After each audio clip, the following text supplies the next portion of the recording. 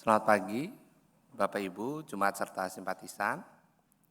Selamat datang dan selamat beribadah di GKI Gading Indah.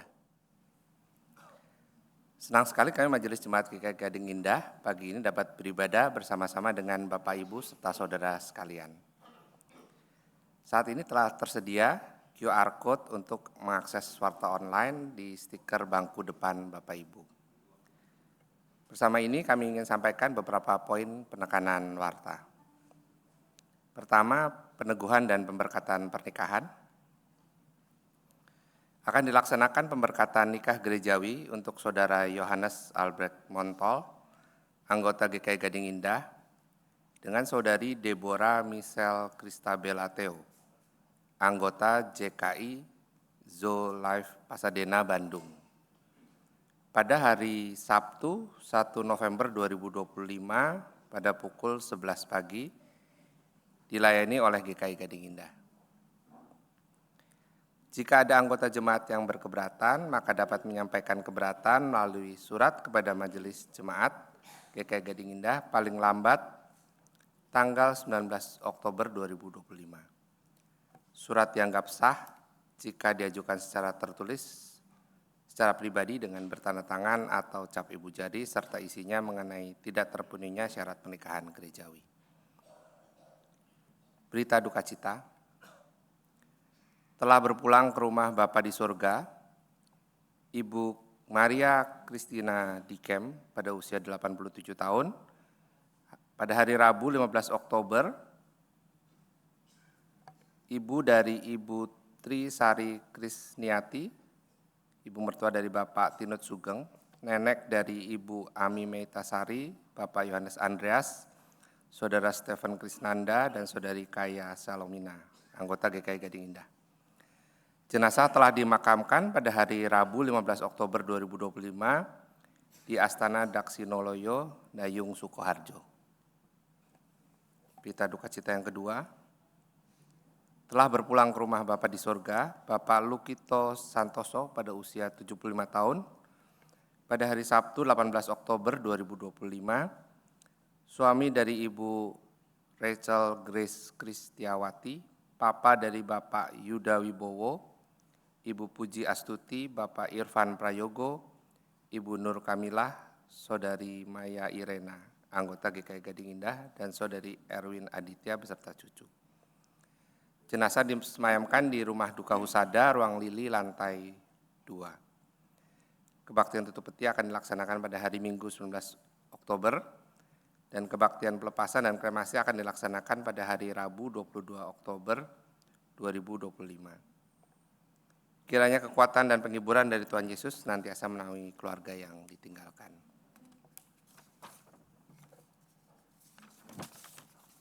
Warta ketiga, konser bersama Yamuger. Yamuger bersama GKI Gading Indah mengundang Anda dalam konser penggalangan dana pada hari Sabtu 1 November 2025 pada pukul 5 sore di Aula TKK 6 Penabur. Mari ambil bagian dalam pelayanan ini melalui kontribusi penonton. Dukungan Anda adalah bagian dari misi pelayanan musik Yamuger. Informasi selengkapnya termasuk pemesanan kursi dapat dilihat pada warta jemaat online. Warta donor darah. Pada hari ini, Minggu 19 Oktober, jam 8 sampai jam 11 di SDK 6 Penabur lantai 3, kami mengundang jemaat dan simpatisan untuk berpartisipasi dalam donor darah. Untuk informasi lebih lanjut dapat dilihat pada warta jemaat online. Pencalonan Penatua Masa Pelayanan 2026-2029. Untuk mendukung pelayanan di GKI Gading Indah, Majelis Jemaat mengajak jemaat untuk berpartisipasi dalam pencalonan penatua untuk pelayanan tahun 2026 sampai 2029. Informasi penatua yang akan mengakhiri masa pelayanan, yang dapat melanjutkan masa pelayanan, serta poin kriteria jemaat yang dapat dipilih dapat dibaca pada warta jemaat online. Untuk pengisian calon penatua, tersedia form di meja penyambutan, atau Bapak Ibu juga dapat melakukan pemilihan dengan ngisi dari link dan QR Code yang tersedia. Pemilihan paling lambat diterima tanggal 2 November 2025. Kotak ke-6, Sakramen Baptis Kudus Anak. Sakramen Baptis Kudus Anak akan diselenggarakan pada hari Minggu 2 November 2025 pada pukul 9 pagi di Aula TKK 6 dan dilayani oleh Pendeta Ana Nur Aini. Untuk nama anak-anak yang akan dibaptis dapat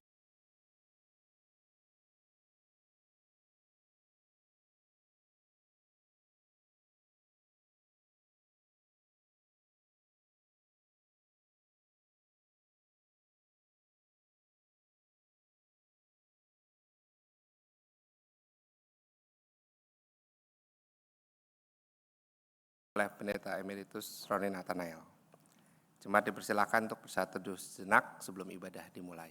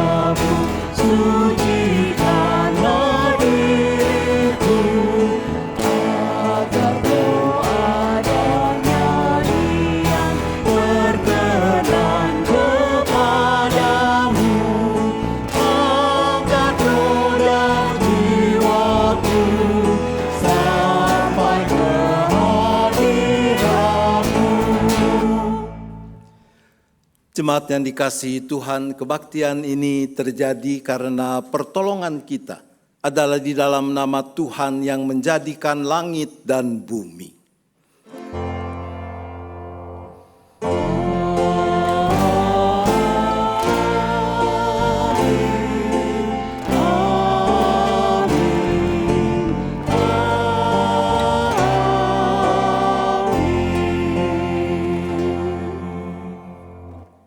Salam sejahtera bagi saudara-saudara yang datang di dalam nama Tuhan. Tuhan besertamu.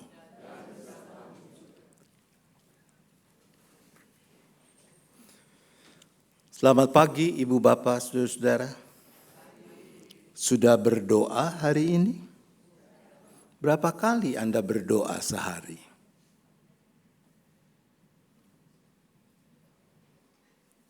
Saya menduga umumnya kita sembahyang 5 kali dalam sehari, ya. Jadi sama 5 kali, cuma waktunya beda. Kalau kita umumnya bangun tidur, terus makan, sampai kemudian terakhir menjelang tidur. Rasanya sudah cukup banyak frekuensinya. Kalau begitu, apa yang dimaksudkan dengan tema hari ini, bertekun dalam doa? Mari kita menghayati bersama lewat bukan cuma khotbah, tapi juga seluruh rangkaian dalam liturgi kita hari ini. Jadilah Tuhan kehendak-Mu.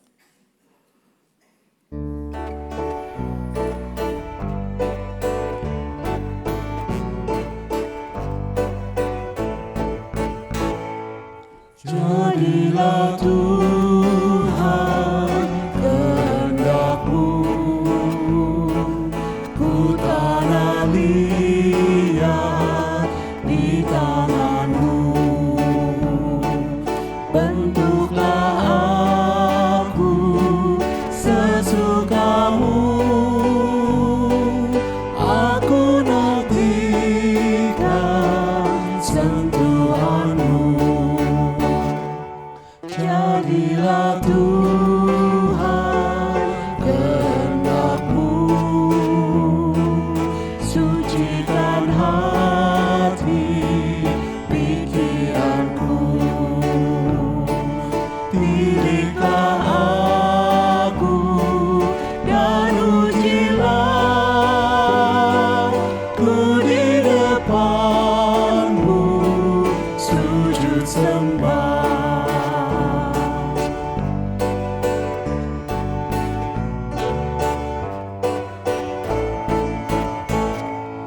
Jadilah Tuhan kehendak-Mu, segala kuasa di tangan-Mu. Tolonglah Tuhan, aku lemah, jamahlah aku, kuatkanlah. Firman Tuhan di dalam Mazmur 42 ayat yang ketiga berkata demikian, jiwaku haus akan Allah yang hidup. Bilakah aku boleh datang melihat wajah Allah? Marilah di dalam segala kerendahan kita mengaku dosa dan memohon pengampunan atas dosa-dosa kita. Marilah kita melakukannya melalui pengakuan dosa secara pribadi.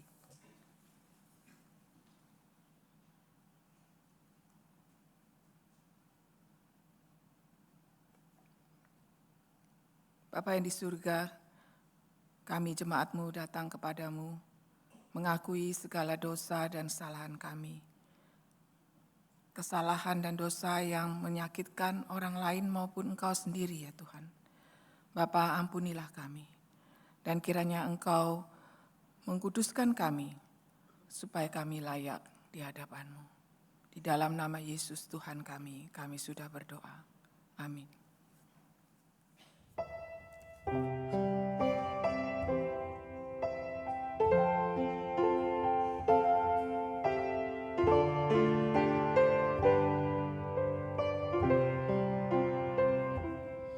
Engkau sabar menanti, sedikit tak jemu.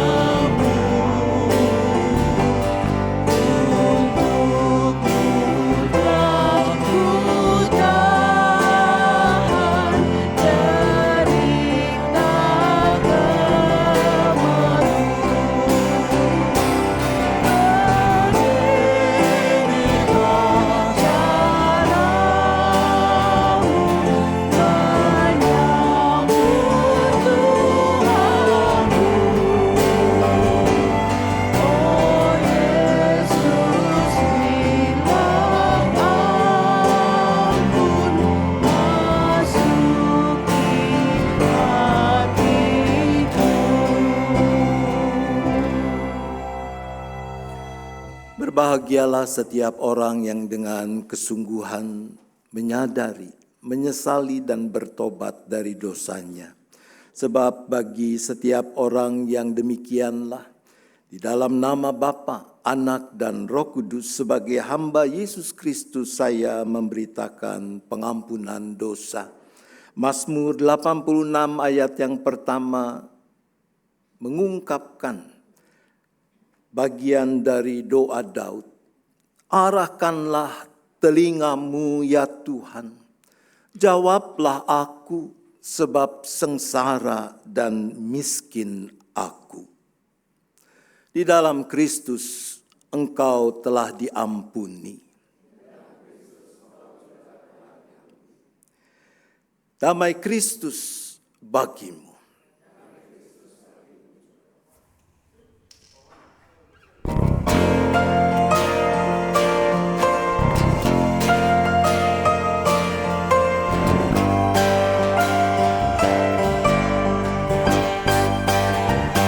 Bersukacita selalu, tunjukkan wajah gembiramu.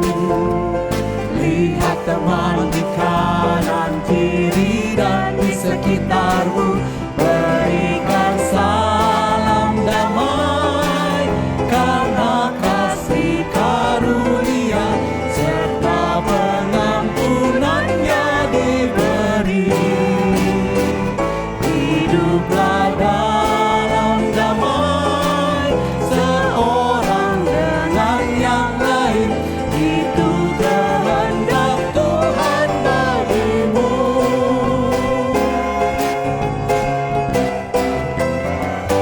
Bersukacitalah selalu, tunjukkan wajah gembiramu. Lihat teman di kanan kiri dan di sekitarmu, berikan salam damai, karena kasih karunia serta pengampunannya diberi. Hiduplah dalam damai, seorang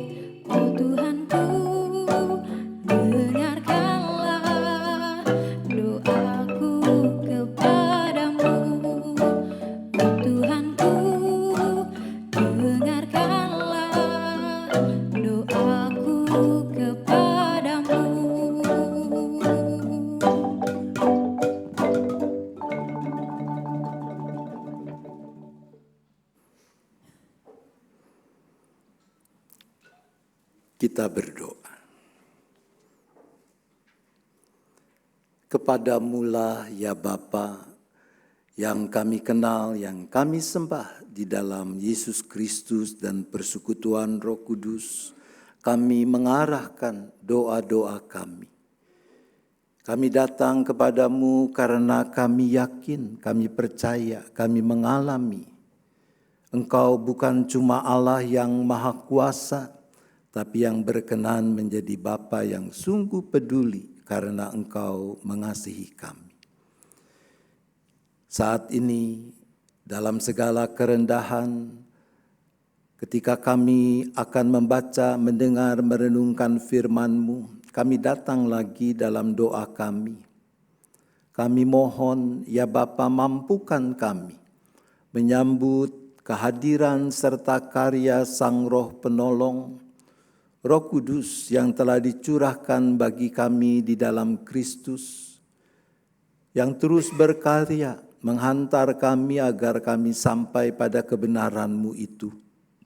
Bangkitkan kerelaan, kesukaan untuk memberi diri dipimpin hanya oleh Sang Roh Penolong, sehingga dengan hikmat-Nya kami makin mengerti apa yang Tuhan hendak nyatakan, dan dengan kekuatan-Nya kami makin bersungguh melakukannya.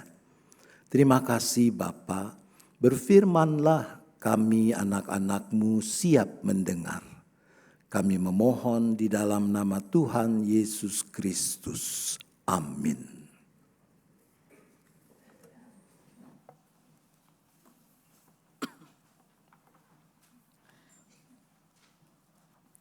Bacaan pertama.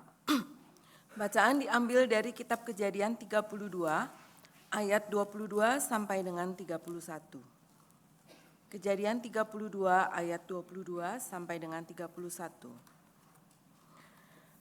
Pada malam itu Yakub bangun dan membawa kedua istrinya, kedua hambanya perempuan dan ke-11 anaknya, lalu dengan menyeberang di tempat penyeberangan sungai Yabok. Sesudah menyeberangkan mereka, ia menyeberangkan juga segala miliknya. Lalu tinggallah Yakub seorang diri. Kemudian seorang laki-laki bergulat dengan dia sampai fajar menyingsing. Ketika orang itu melihat bahwa ia tidak dapat mengalahkannya, ia memukul sendi pangkal paha Yakub, sehingga sendi pangkal paha itu terkilir sewaktu ia bergulat dengan orang itu. Berkatalah orang itu, "Biarkanlah aku pergi, karena fajar telah menyingsing." Saut Yakub, "Aku tidak akan membiarkan engkau pergi, jika engkau tidak memberkati aku." Orang itu pun bertanya kepadanya, "Siapakah namamu?" Sautnya, "Yakub." Lalu kata orang itu, "Namamu tidak akan disebut lagi Yakub, tetapi Israel, sebab engkau telah bergumul melawan Allah dan manusia, dan engkau menang." Bertanyalah Yakub, "Beritahukanlah juga namamu." Tetapi sautnya, "Mengapa engkau menanyakan namaku?" Lalu ia memberkati Yakub di situ.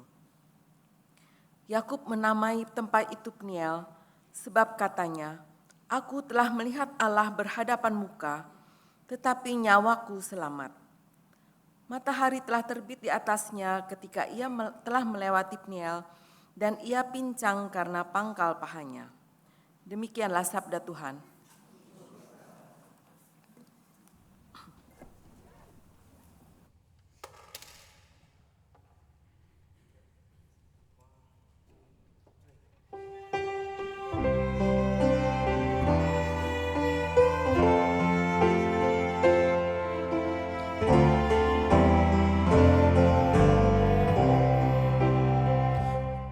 Pertolonganku datangnya dari Tuhan.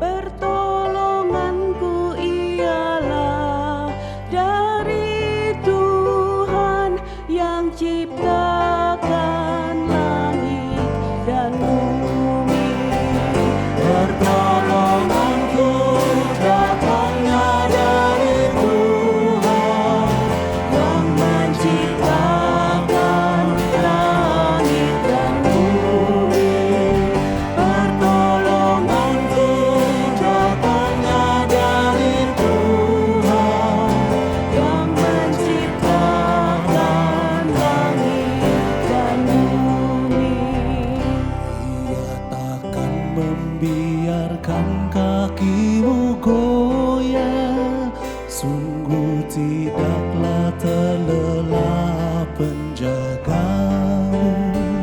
Ia tak akan terlelap, tak tertidur sang penjaga umat Yesus.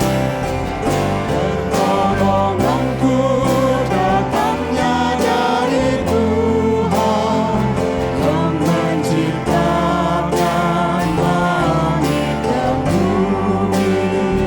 Pertolonganku datangnya dari Tuhan yang menciptakan langit dan bumi. Tuhan penjagamu dan Tuhan naunganmu, Ya naunganmu di sebelah kanan kananmu, tidak menyakitimu waktu siang, atau Tuhan Pertolonganku datangnya dari Tuhan yang menciptakan langit dan bumi. Pertolonganku datangnya dari Tuhan yang menciptakan langit dan bumi. Dia akan menjagamu terhadap kecelakaan. Tuhanmu akan menjaga nyawamu. Tuhanmu akan menjaga keluar masukmu dari kini sampai selamanya. Pertolonganku datangnya dari Tuhan yang menciptakan langit dan bumi. Pertolonganku datangnya dari Tuhan yang menciptakan langit dan bumi.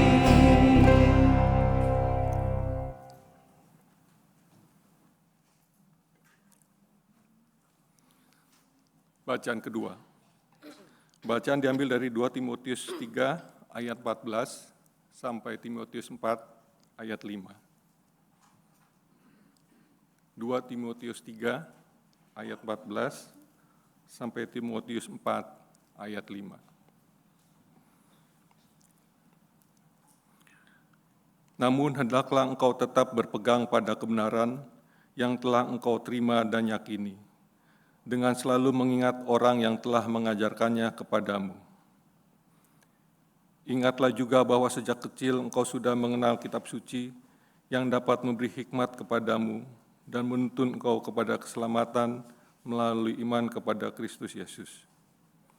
Seluruh kitab suci diilhamkan Allah dan bermanfaat untuk mengajar, untuk menyatakan kesalahan, untuk memperbaiki kelakuan, dan untuk mendidik orang dalam kebenaran. Dengan demikian, tiap-tiap manusia kepunyaan Allah diperlengkapi untuk setiap perbuatan baik.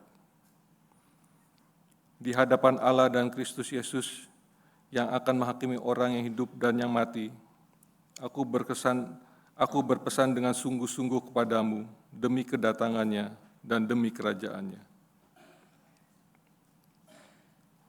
Beritakanlah firman, siap sedialah baik atau tidak baik waktunya.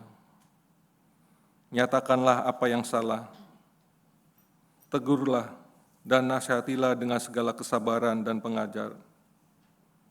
Karena akan datang waktunya orang tidak dapat lagi menerima ajaran sehat, tetapi mereka akan mengumpulkan guru-guru menurut kehendaknya untuk memuaskan keinginan telinganya. Mereka akan memalingkan telinganya dari kebenaran dan membukanya bagi dongeng. Namun kau kuasailah dirimu dalam segala hal, sabarlah menderita, lakukanlah pekerjaan pemberita Injil, dan tunaikanlah tugas pelayananmu. Demikian sabda Tuhan.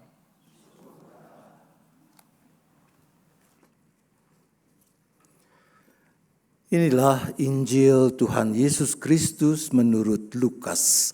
Lukas pasal 18 ayat 1 sampai dengan ayat 8.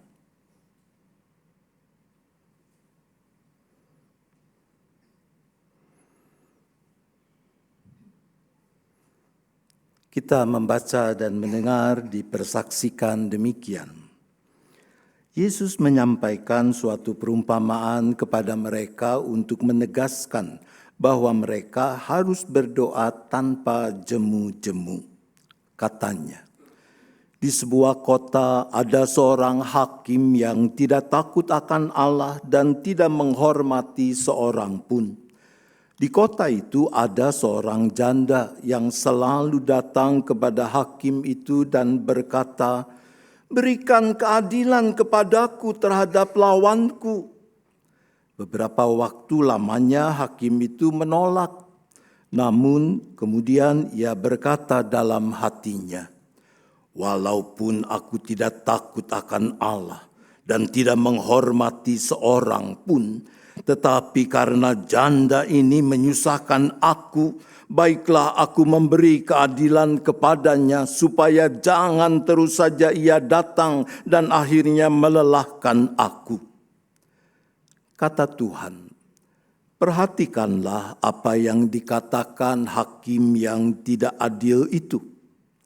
Tidakkah Allah akan memberi keadilan kepada orang-orang pilihannya yang siang malam berseru kepadanya? Apakah ia mengulur-ngulur waktu sebelum menolong mereka? Aku berkata kepadamu, ia akan segera memberi keadilan kepada mereka. Tetapi ketika Anak Manusia itu datang, apakah ia akan mendapati iman di bumi? Demikianlah Injil Tuhan Yesus Kristus. Berbahagialah setiap orang yang mendengarkan firman Allah dan yang memeliharanya. Haleluya.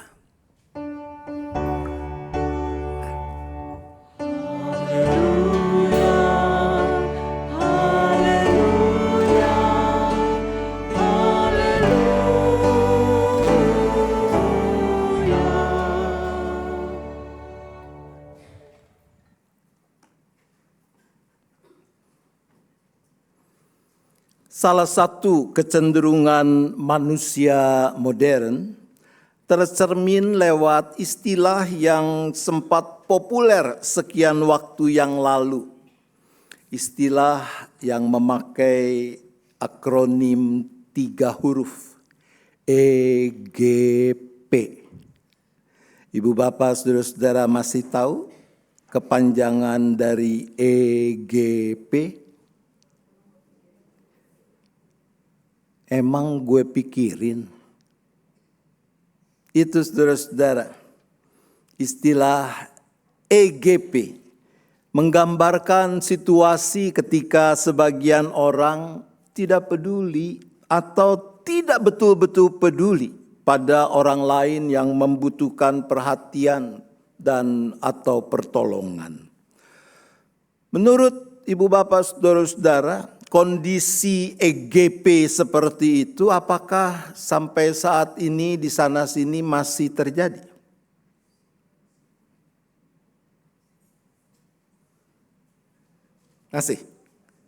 Masih saudara-saudara ya.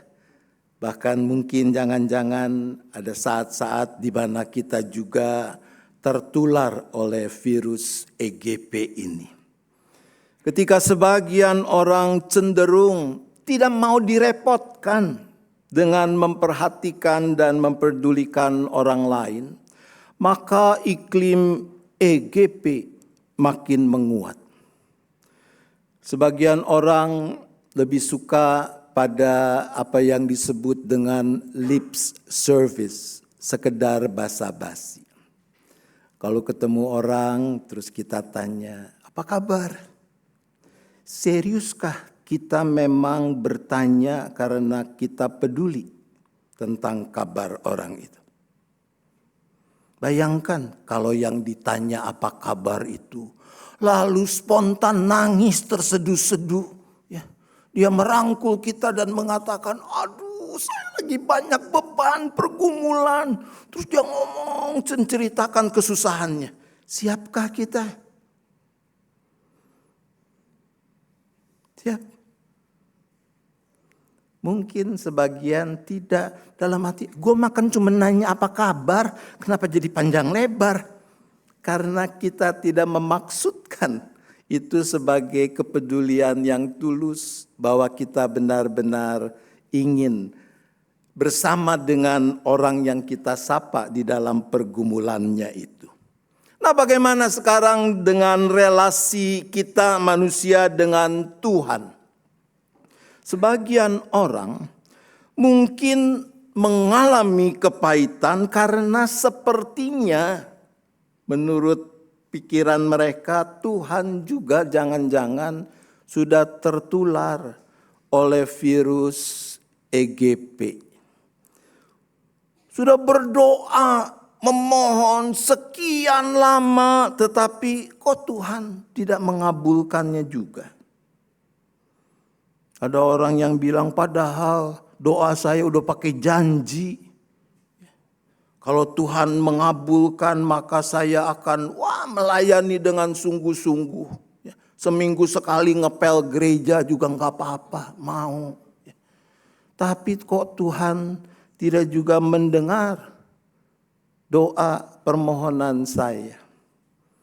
Apa yang dimohonkan tentu bisa beragam, ya. Ada yang sakit, minta kesembuhan, ada yang sedang punya persoalan di dalam pekerjaan, minta jalan keluar, ada yang merindukan jodoh dan sebagainya. Nah, Ibu Bapak Saudara-saudara, apakah benar Tuhan Allah Bapa kita di dalam Yesus Kristus dan persekutuan Roh Kudus sudah tertular virus EGP? Mari kita menyegarkan pemahaman kita lewat perumpamaan yang diajarkan Yesus sebagaimana dipersaksikan bacaan Injil hari ini. Dikisahkan ada seorang janda yang berulang kali datang pada seorang hakim yang disebut hakim ini tidak takut akan Allah dan tidak menghormati seorang pun. Janda itu datang untuk meminta agar sang hakim memberi keadilan dalam perkara yang sedang dihadapi janda ini dengan lawannya.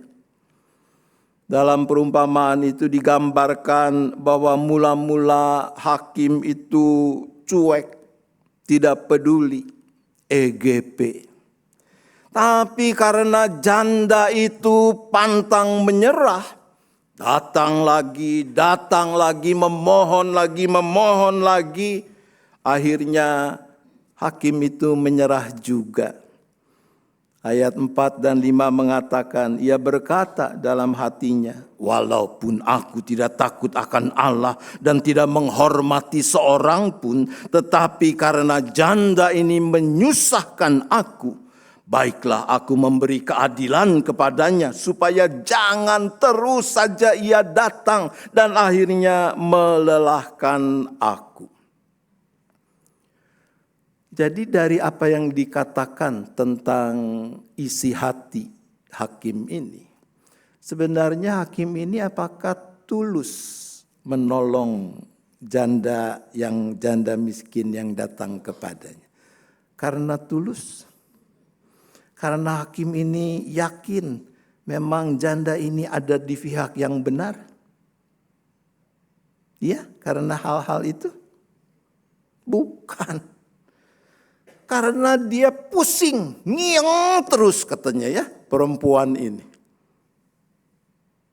Dia sebel karena dikatakan tadi menyusahkan. Dan dia tidak mau direpotkan terus.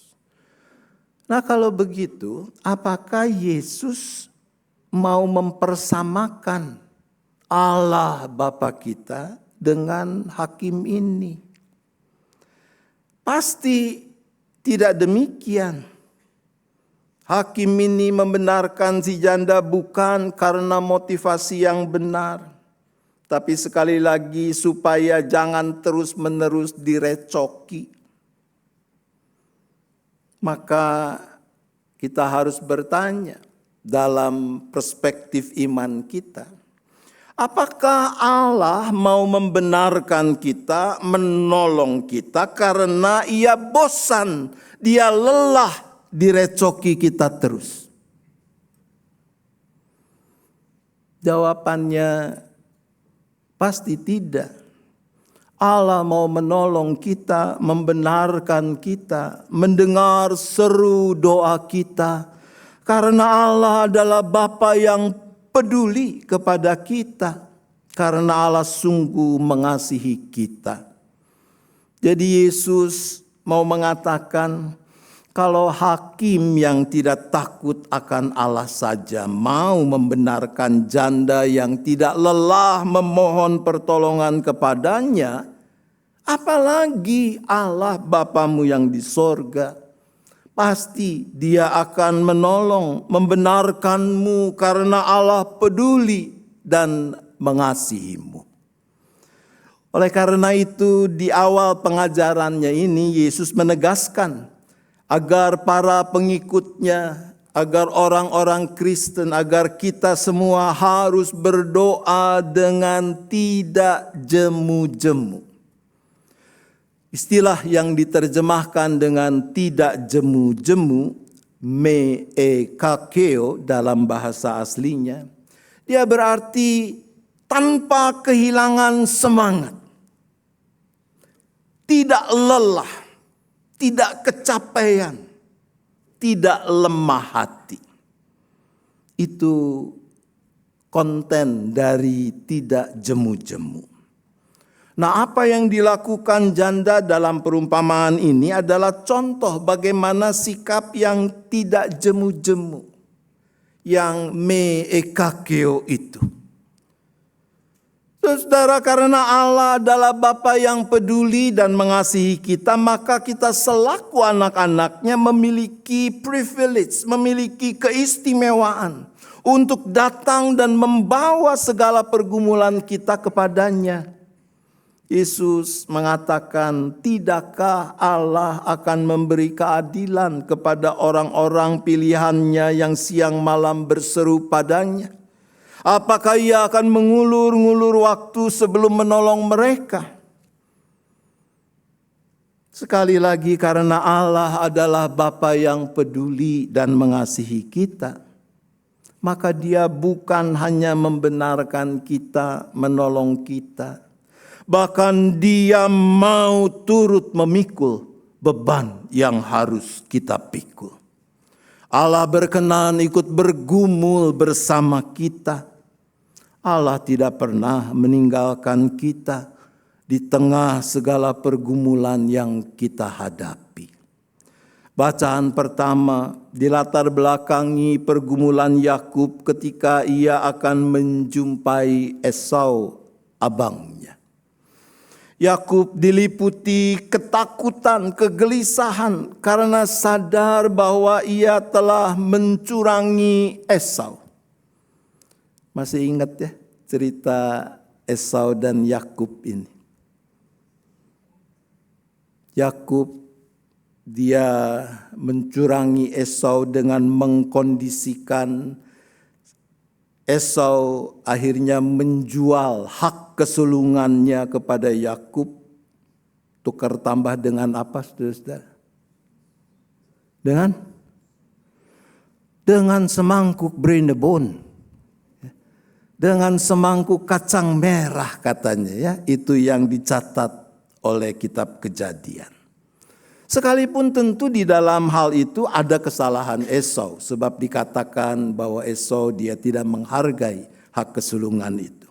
Tapi Yakub dia tetap dihantui rasa bersalah dan rasa takut. Kalau kita baca ayat 7 dari Kejadian 32 di sana dikatakan lalu sangat takutlah Yakub dan merasa sesak hati. Apalagi dia tahu Esau punya pasukan ratusan yang gagah perkasa. Nah, kisah pergumulan Yakub, bagaimana Yakub bergulat dengan seorang laki-laki di seberang sungai Yabok, menurut saya tidak boleh kita maknai secara harfiah, secara letterlek. Apalagi kalau seperti kebanyakan para penafsir mengatakan bahwa laki-laki itu adalah penampakan malaikat atau bahkan penampakan Allah sendiri. Bagi saya, sepertinya akan lebih tepat kita memaknai kisah ini sebagai gambaran bagaimana Yakub bergumul bersama Allah. Persisnya bahwa di tengah ketakutan, kegelisahannya itu Allah tidak membiarkan Yakub bergumul sendiri. Kehadiran Allah membuat Yakub mengalami proses pengenalan akan hakikat dirinya. Dia menerima identitas baru. Ia bukan lagi Yakub melainkan Israel, yang artinya orang yang bergumul, orang yang berjuang dengan Allah. Perjumpaan dan pengenalannya akan Allah membuat Yakub berubah. Sekarang ia dapat menjumpai Esau dengan damai sejahtera. Bukan karena ia kuat pada dirinya sendiri, namun pergumulannya bersama Allah meyakinkan bahwa Allah tidak meninggalkan dia, bahwa Allah selalu beserta dia. Nah, Allah yang dengannya Yakub bersama-sama bergumul untuk mengatasi ketakutan dan kegelisahannya adalah Allah yang sama yang kita kenal di dalam Yesus Kristus, yang kita sapa sebagai Bapa kami. Allah berkenan untuk ikut bergumul bersama kita. Allah tidak pernah meninggalkan kita di tengah segala pergumulan yang kita hadapi. Persoalannya adalah apa yang kemudian dipertanyakan Yesus. Aku berkata kepadamu, ia akan segera memberi keadilan kepada mereka. Tetapi ketika Anak Manusia itu datang, apakah ia akan mendapati iman di bumi?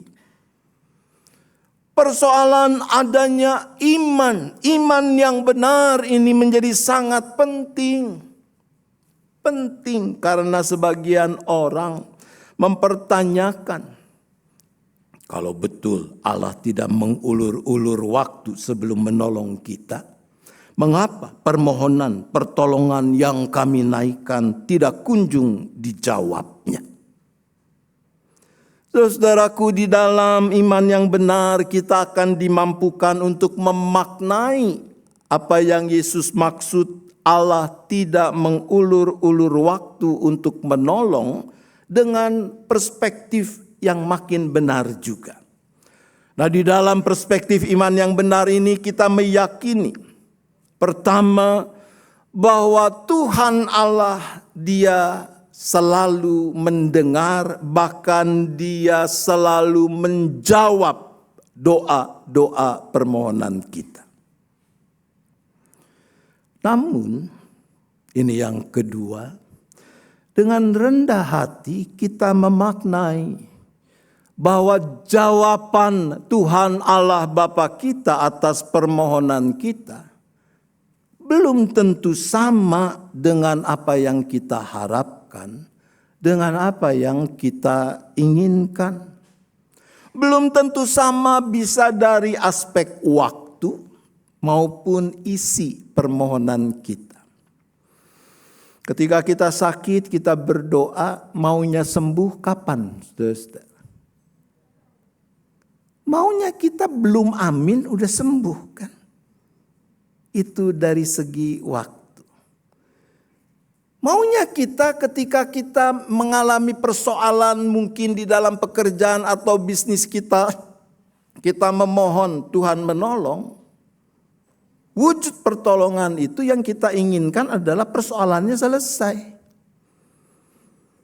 Tapi ingat yang kedua ini, belum tentu sama dari segi waktu maupun isi.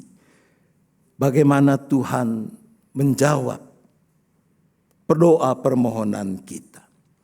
Tuhan pasti bersegera menolong kita manakala permohonan kita untuk mendapat pertolongan itu bersesuaian dengan kebenaran dan kehendak-Nya.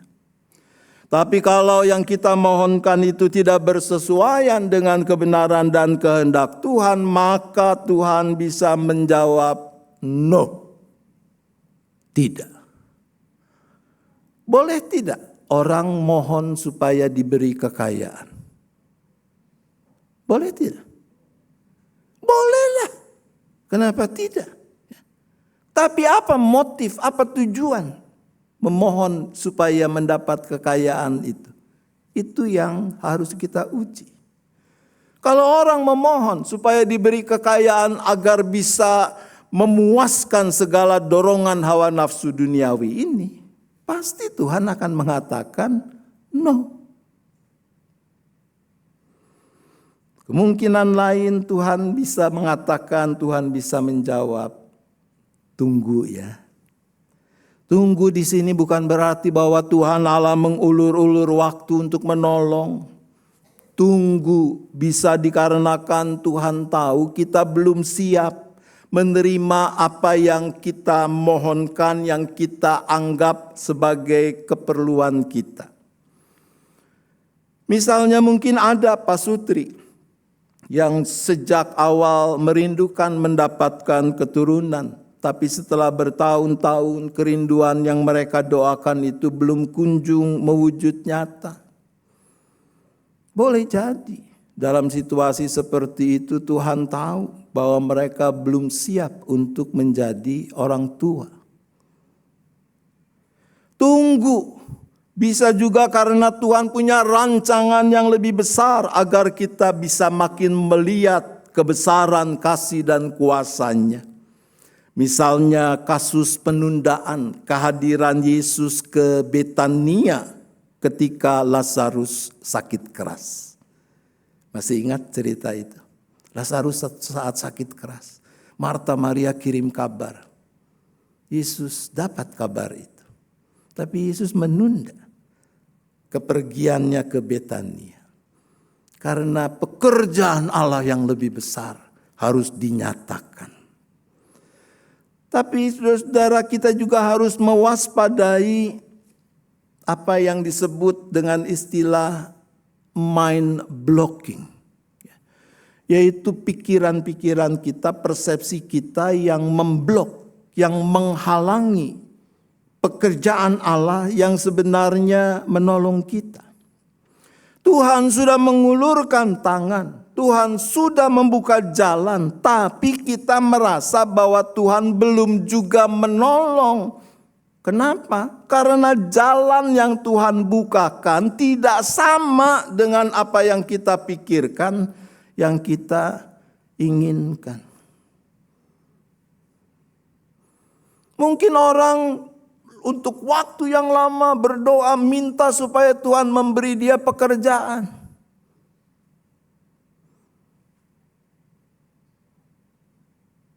Apakah Tuhan tidak kunjung membuka jalan? Menurut saya tidak. Boleh jadi bahwa Tuhan sudah berulang buka jalan. Tapi masalahnya bukan itu kerjaan yang gua pengen.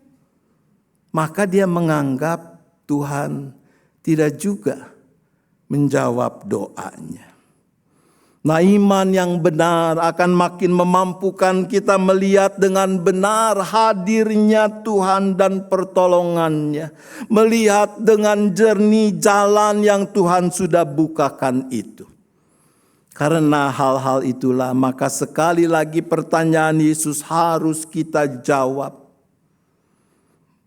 Ia akan bersegera membenarkan mereka. Akan tetapi jika Anak Manusia itu datang, adakah ia mendapati iman di bumi? Tuhan tidak mengulur waktu untuk menolong, Tapi adakah yang mendapati iman di dalam diri kita? Bertekun dalam doa. Berdoa dengan prinsip jadilah kehendakmu adalah salah satu bukti iman yang Yesus kehendaki. Tuhan menolong kita. Amin.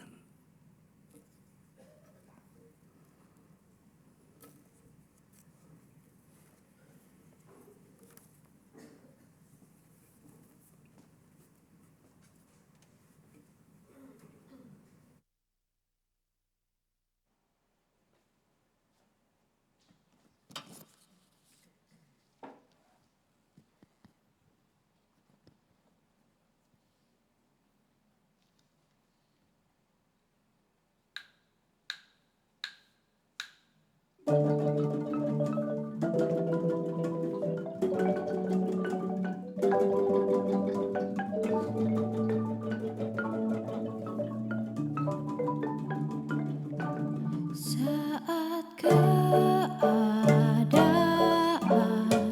sekelilingku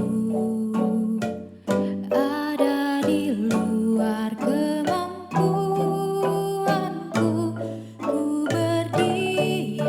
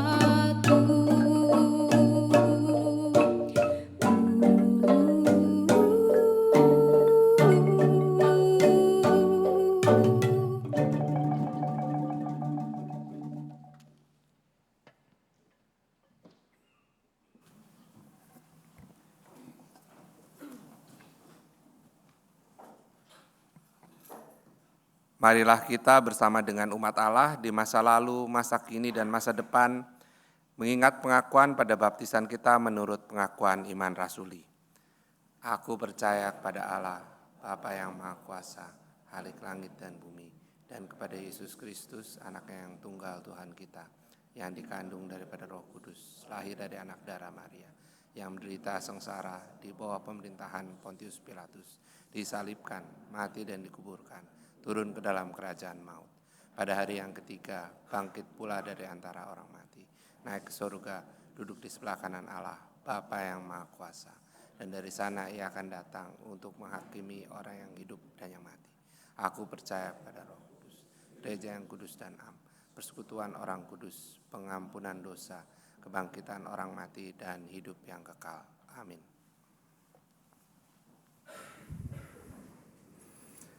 Mari kita bersyafaat. Bapa di surga, Engkau Allah yang punya rancangan indah bagi kehidupan manusia. Rancangan damai sejahtera, shalom di dalam kehidupan ini. Maka kembali kami bersahati memohon, Tuhan Engkau yang juga boleh berkarya di dalam dan melalui para pemimpin bangsa-bangsa di muka bumi ini, untuk bersama mau bergandeng tangan mewujudkan kedamaian, perdamaian, agar shalom kerajaan Allah makin mewujud nyata. Ya Bapa, kami juga berdoa dan tetap berdoa bagi bangsa dan negara di mana Tuhan telah hadirkan kami sebagai bagiannya. Bapa Allah yang Maha Tahu, terlebih mengetahui pergumulan-pergumulan yang masih dihadapi dan harus diatasi bersama oleh bangsa yang kaya dengan keragaman ini. Bagaimana kami mau memanfaatkan keragaman yang ada bukan sebagai tembok pemisah, tetapi sebagai jembatan yang menghubungkan, yang memungkinkan kami bisa makin tulus bergandeng tangan, bahu-membahu, mengatasi persoalan-persoalan yang menghalangi mewujudnya damai sejahtera dalam kehidupan bangsa dan negara kami. Engkau beri hati nurani yang jernih untuk melihat perbedaan-perbedaan adalah anugerah untuk melengkapi satu dengan yang lain. Engkau beri kejujuran, keteguhan hati untuk memegang teguh hanya kebenaran, keadilan bagi para pemimpin bangsa kami, bagi pemerintah yang menjalankan roda pemerintahan di negeri ini, supaya mereka dimampukan untuk bekerja dengan jujur, bekerja dengan tulus, mengedepankan kepentingan bangsa, bukan kepentingan kelompok atau golongan tertentu, apalagi kepentingan pribadi. Ya Bapa, kami berdoa bagi gereja yang Tuhan hadirkan di mana-mana tempat, termasuk Jemaat GKI Gading Indah, yang Tuhan panggil untuk ikut serta mengerjakan misi Allah di dunia ini. Tuhan mampukan kami melalui hidup persekutuan, pelayanan, kesaksian yang diselenggarakan. Kami sungguh-sungguh mendemonstrasikan bagaimana ketekunan kami untuk ikut mengerjakan misi Allah itu. Engkau beri hikmat kepada para pendeta, para penatua, para aktivis di dalam berbagai badan pelayanan jemaat yang ada, untuk selalu mau memberikan yang terbaik agar nama Tuhan yang makin dimuliakan. Berikanlah hikmat sehingga selalu juga dapat mencari, mau mencari dan menemukan kehendak Allah bagi perkembangan dan pengembangan keberadaan gerejamu ini. Kami khususnya berdoa bagi proses pencalonan penatua untuk tahun pelayanan yang baru mendatang. Ya Bapa, kami meyakini proses-proses gerejawi di mana kami sebagai anggota diajak mendoakan, tapi juga menggumuli dengan sungguh-sungguh orang-orang yang kami rindu untuk Tuhan pakai sebagai kawan-kawan sekerja Allah, sampai pada akhirnya Majelis Jemaat selaku lembaga kepemimpinan memutuskan di dalam pergumulan bersama siapa yang mau Tuhan pakai menjadi kawan-kawan sekerjamu.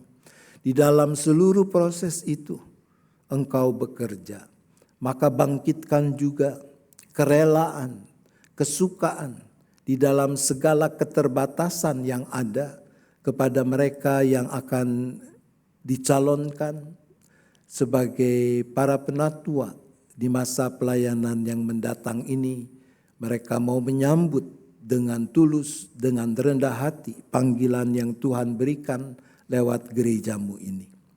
Ya Bapa, kami juga menyerahkan keberadaan setiap kami seisi keluarga masing-masing dengan rupa-rupa pergumulan yang dihadapi, entah sakit penyakit, entah masalah sumber penghidupan, entah urusan ketidakharmonisan relasi, entah itu terkait dengan kepastian untuk berbagai hal di masa depan, pekerjaan, studi, perjodohan, dan seterusnya.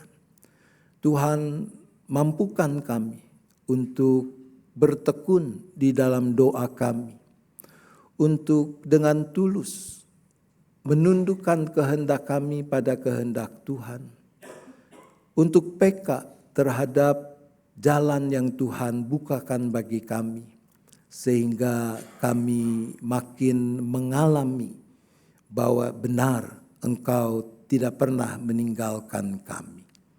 Terima kasih ya Bapa, kami bersyafaat hanya di dalam nama Tuhan Yesus Kristus yang telah mengajar kami doa yang kami ucapkan sepenuh penghayatan ini.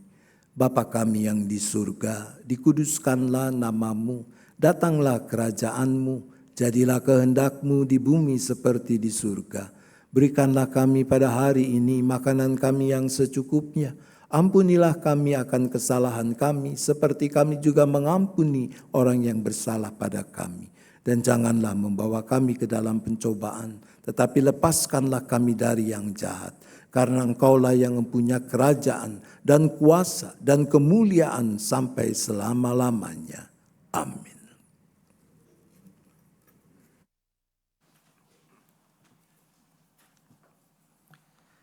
Marilah kita menyatakan syukur kepada Tuhan melalui persembahan syukur dengan mengingat firman Tuhan dalam Filipi 4 ayat 6 yang berkata demikian. Janganlah khawatir tentang apapun juga, tetapi nyatakanlah dalam segala hal keinginanmu kepada Allah dalam doa dan permohonan dengan ucapan syukur.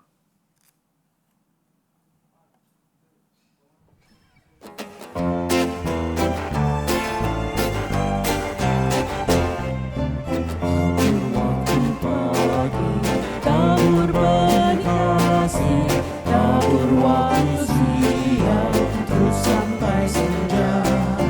Nantikan tuaya pada musim panen, kita akan bersuka bawa berkasnya masuk lubungnya. Kita akan bersuka bawa berkasnya masuk lubungnya. Kita akan bersuka bawa berkasnya. Beringsang surga di gapayang awan, kita pun menabur yang bekerja.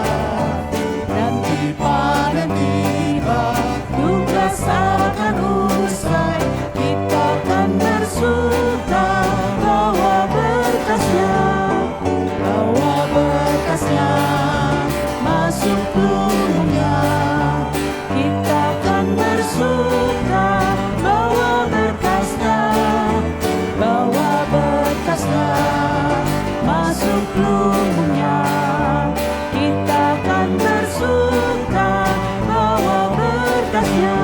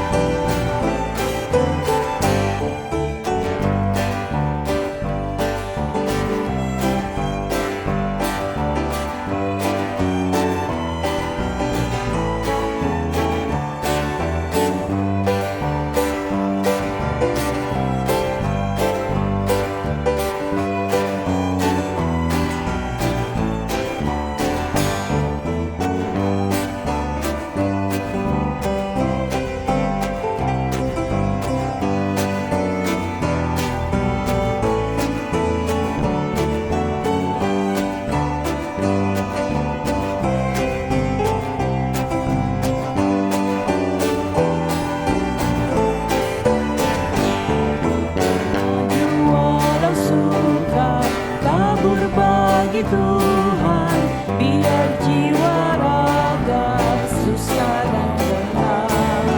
Sampai akhir nanti kita disambutnya, kita akan bersuka bawa berkasnya, bawa berkasnya masuk lubungnya. Kita akan bersuka bawa berkasnya, bawa berkasnya masuk lubungnya. Kita akan bersuka bawa berkasnya.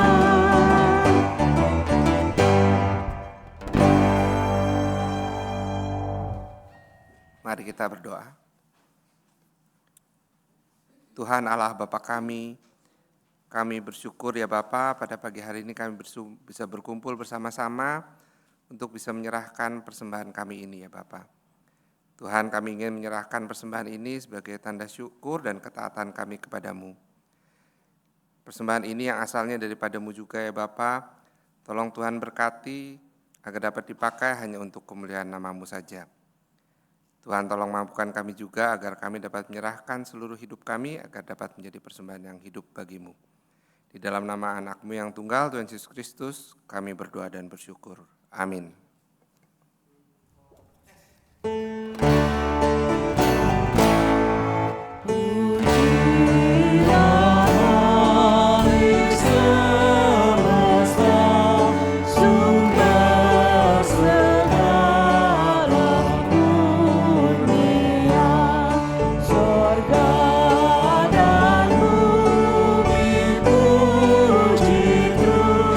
Sama Bapa Putra Roh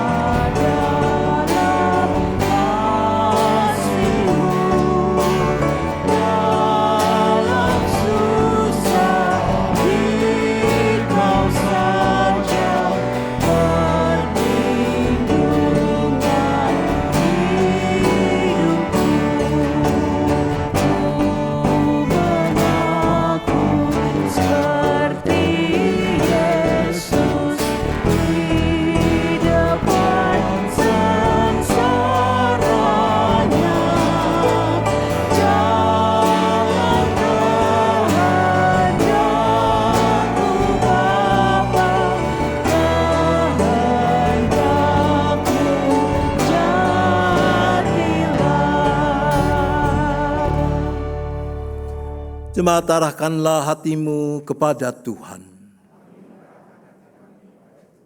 Jadilah saksi Kristus. Terpujilah Tuhan. Terimalah berkat-Nya. Tuhan memberkati engkau dan melindungi engkau. Tuhan menyinari engkau dengan wajah-Nya dan memberi engkau kasih karunia. Tuhan menghadapkan wajah-Nya kepadamu dan memberi engkau damai sejahtera.